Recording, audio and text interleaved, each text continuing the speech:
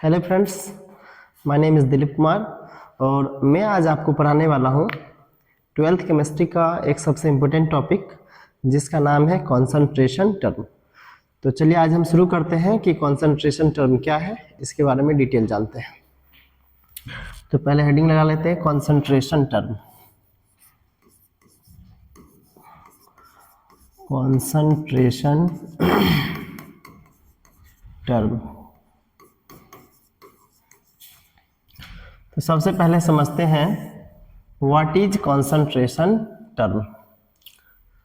तो इसके बारे में लिख सकते हैं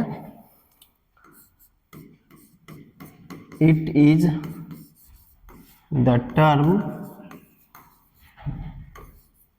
used to express the amount of solute and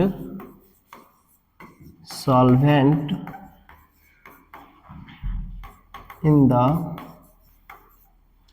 solution.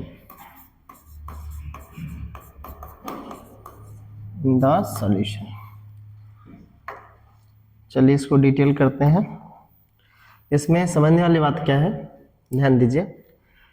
Concentration term क्या है? एक टर्म है जिसका इस्तेमाल हम लोग करते हैं सॉल्यूट एंड सॉल्वेंट को एक्सप्रेस करने के लिए। कहाँ पे? सॉल्यूशन के अंदर। तो सबसे पहले समझते हैं कि सॉल्यूशन क्या है। कॉन्सेंट्रेशन टर्म को समझने के लिए आपको शॉर्टकट में मैं सॉल्यूशन समझा रहा हूँ। सॉल्यूशन को हम हिंदी में कहते हैं विलयन। दो या दो से अधिक पदार्थ को जब हम मिलाते हैं तो एक सॉल्यूशन बनता है। जैसे एक सिंपल सा एग्जांपल है, जब हम लोग चीनी के साथ पानी को मिला देते हैं यानी शरबत तैयार करते हैं। इस तरह से आप कह दीजिए कि कंटेनर है, इसमें आपने पानी लिया 1 लीटर, 1 लीटर वाटर है और इसमें आपने चीनी मिला लिया 10 ग्राम। ठीक है, तो इस तरह से एक यहाँ पे सॉल्यूशन हमें मिल रहा है, इसको हम लोग पूरी तरह से यहाँ पे मिक्स कर देंगे। तो यहाँ पे जो सॉल्यूशन मिलेगा ये इस तरह का हो गया कि इसमें हम लोग कम से कम 2 सब्सटेंस को आपस में मिक्स करेंगे। अब यहाँ पे एक वर्ड है, समझिए इसको, सॉल्यूट एंड सॉल्वेंट। तो जो सॉल्यूशन के अंदर लेस अमाउंट में होते हैं उसको सॉल्यूट बोलते हैं। समझिए, सॉल्यूट प्लस सॉल्वेंट, इन दोनों के मिलने से आपका बनेगा सॉल्यूशन। तो सॉल्यूट किसको बोलेंगे?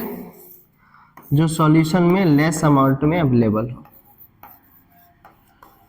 या कह दीजिए कि जो सॉल्यूशन में मिक्स हो जाए आसानी से। सॉल्वेंट उसको बोलेंगे जो सॉल्यूशन के अंदर सॉल्यूट के कंपैरिजन में लार्ज अमाउंट में अवेलेबल हो। तो यहाँ पे इस एग्जांपल में देख सकते हैं कि 1 लीटर पानी के अंदर 10 ग्राम चीनी को डाला गया है। तो यहाँ पे ऑलरेडी आप क्लियर देख रहे हैं कि 10 ग्राम इसका चीनी का अमाउंट है जो कि लेस अमाउंट है, इसको सॉल्यूट कह रहे हैं।